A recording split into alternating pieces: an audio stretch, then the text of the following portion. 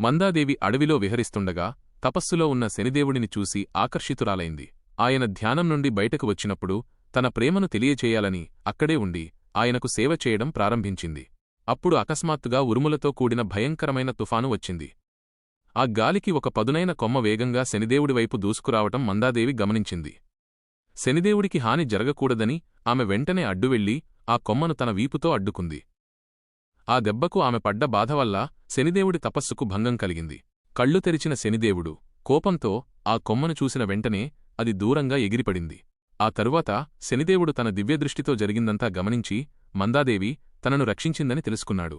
అప్పుడు మందాదేవి జరిగిన విషయం చెప్పి శనిదేవుడిపై తనకున్న ప్రేమను వ్యక్తం చేసింది.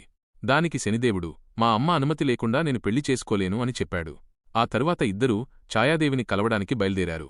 మరోవైపు రాజభవనంలో సంధ్యాదేవి ఛాయాదేవిని అడ్డుకుంది. నువ్వు నా నీడవి, నిన్ను సృష్టించింది నేనే, కాబట్టి నా ఆజ్ఞను పాటించడం నీ కర్తవ్యం అని సంధ్య హెచ్చరించింది.